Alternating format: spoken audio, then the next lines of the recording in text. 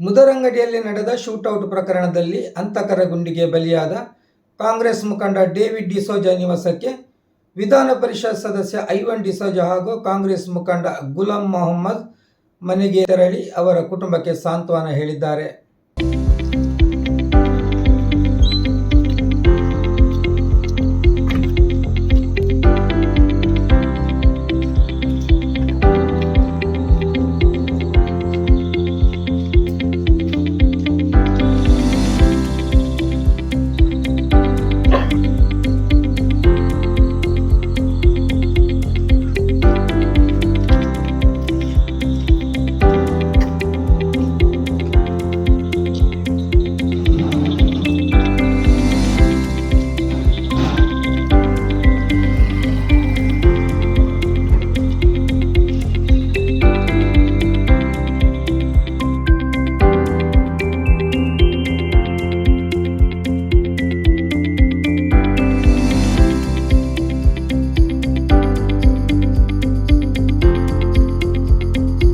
ಹತ್ಯೆ ಮಾಡಿರ್ತಕ್ಕಂಥ ಘಟನೆ ಅತ್ಯಂತ ದುಃಖಕರವಾಗಿರ್ತಕ್ಕಂಥ ವಿಚಾರ.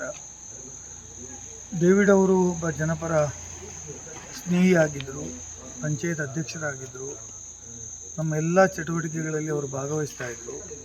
ಅದಲ್ಲದೆ ಕಾಂಗ್ರೆಸ್ ಪಕ್ಷದ ಸ್ಥಾನೀಯ ಸಮಿತಿ ಅಧ್ಯಕ್ಷರಾಗಿ ಕೂಡ ಭಾಳ ಒಳ್ಳೆಯ ಸೇವೆಯನ್ನು ಮಾಡ್ತಾಯಿದ್ರು.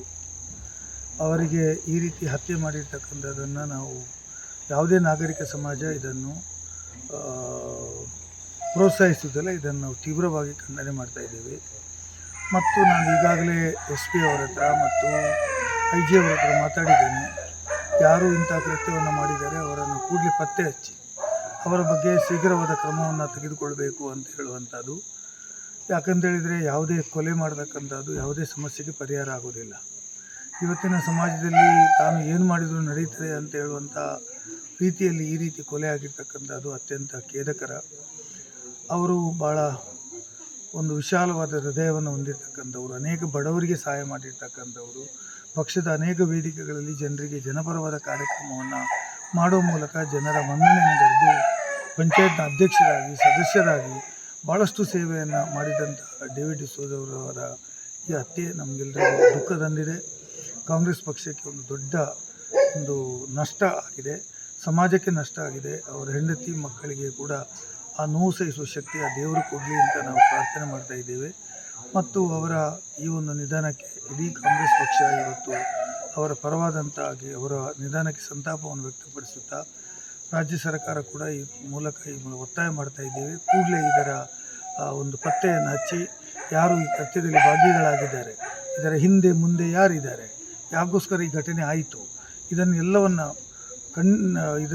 ಪರಿಶೀಲಿಸಿ ಅವರನ್ನು ಕೂಡಲೇ ಬಂಧಿಸುವಂಥ ಕೆಲಸ ಪೊಲೀಸ್ ಇಲಾಖೆಯವರು ಮಾಡಬೇಕು. ಆಗ ಮಾತ್ರ ನಾಗರಿಕ ಸಮಾಜದಲ್ಲಿ ಯಾರಾದರೂ ಬದುಕುವ ಹಕ್ಕಿರುವಂಥ ಸಮಾಜಕ್ಕೆ ಆ ಒಂದು ಹಕ್ಕನ್ನು ನಾವು ಕೊಟ್ಟಂತಾಗ್ತದೆ ಅಂತೇಳುವ ಮಾತನ್ನು ಕೂಡ ಈ ಸಂದರ್ಭದಲ್ಲಿ ಹೇಳಲಿಕ್ಕೆ ಇರ್ತೇನೆ. ಮತ್ತು ಅವರ ನಿಧನಕ್ಕೆ ನಾನು ಸಂತಾಪವನ್ನು ವ್ಯಕ್ತಪಡಿಸಿ ಅವರ ಕುಟುಂಬಕ್ಕೆ ಮತ್ತು ಅವರ ಮಿತ್ರರಿಗೆ ಬಹುಶಃ ಅನೇಕ ವ್ಯವಹಾರಗಳನ್ನು ಅವರು ಮಾಡ್ತಾಯಿದ್ದರು. ವ್ಯವಹಾರದಲ್ಲಿ ಅನೇಕ ಕುಟುಂಬಗಳಿಗೆ ಅವರು ತಮ್ಮ ಜೀವನದ ಉದ್ದಕ್ಕೂ ಸಹಾಯವನ್ನು ಮಾಡಿ ಸಾಕ್ತಾಯಿದ್ದರು. ಆ ಕುಟುಂಬದವರಿಗೆ ಕೂಡ ಇವತ್ತು ಬಡ ಆಗಿದ್ದಾರೆ. ಅವರಿಗೂ ಕೂಡ ನಾನು ಸಂತಾಪವನ್ನು ಈ ಸಂದರ್ಭದಲ್ಲಿ ವ್ಯಕ್ತ ಮಾಡಿ ಅವರ ಆತ್ಮಕ್ಕೆ ಚಿರಶಾಂತಿ ಸಿಗಲಿ ಅಂತೇಳಿ ನಾನು ದೇವರಲ್ಲಿ ಪ್ರಾರ್ಥನೆಯನ್ನು ಮಾಡ್ತೀನಿ.